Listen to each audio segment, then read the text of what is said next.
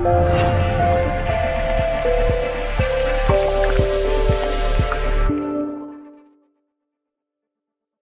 I'm going to go straight to the first goal if I can. It was a very tight, very even first half, but then a real moment of controversy before half-time. How did you view it? I view the number of, it's not so much the controversy, I view the number of fouls we give away in the first half, which was 14, coupled with 13 in the second half. And if you give that, you know, statistically, I know from years and years and years ago, you start getting into double figures with fouls, you're going to pay the price. And for me, we just laid everything on a plate for them. But did you feel we should have had a free kick in that first half? Yeah, I did. I went into the referee at half time, and I said to him, I want to politely say to you that I'm really confused with some of your decision making and the balance of some of your decisions. Not going to be disrespectful, but I really feel that you need to sort of just understand that some of your decisions are outraging a lot of people. One thing that did outrage people was the celebration of Javan Vidal, who actually ran behind you to get to the main stand to give a provocative celebration, and in the scenes afterwards, their kit man has been led away to ground control. I don't think I've ever seen anything like it, have you? No, I mean, I really don't want to waste my time speaking about that sort of incident, because I'd probably get myself in trouble. But I've got my own opinion of it, and it ain't the best. Let's move on then into the second half. It's only 1-0, but did you feel you did enough in that second half to warrant getting back into the game? If I'm perfectly honest, no. I thought we had too many players below par today. Poor decision making. When the decision making was half decent, we struggled technically. It was just an off day from too many players, and we didn't have the number of players that was on the pitch that was delivering. It was as simple as that. You know, we had, if I'm going through the team today, I'm thinking 4 or 5 had decent games, and 5 or 6 didn't. Having said that, at no point really did Tamworth cut you open, and they didn't have to work too hard for the second goal either. Well, you don't have to work too hard if you give it them, and I think we did that in, you know, too many times in the game. As I say, 27 fouls, you're just asking for trouble. You know, people need to tidy up the discipline, tidy up the decision making. Otherwise, you know, you get another result like that, and I'm not prepared to take them sort of results. Having said all that, are you pleased with the way your side really sort of matched Tamworth blow by blow for that first, well, as it turned out to be 46 minutes? You must have been encouraged by some of the play in that first half, and the fact that, you know, they never really caused you any problems.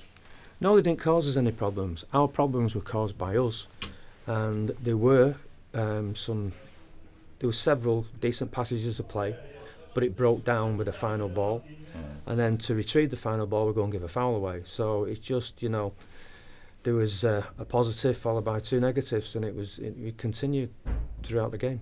You gave a debut today to Greg Wilkinson in midfield. I wasn't sure whether he'd last the 90 today. He's not played a lot of first team football, but how do you feel he did? I thought he did okay in terms of he had to work himself into the game. People can judge what they want. I know what Greg's qualities are. There was 1 or 2 decisive passes that he played into the front players, but it didn't come off. You know, we weren't good enough at the top end of the pitch to take advantage of it. You're missing quite a few players at the moment, and most notably, I guess, your top goal scorer. There is something missing in that final third, isn't there? When Christian Dennis isn't playing, you will struggle.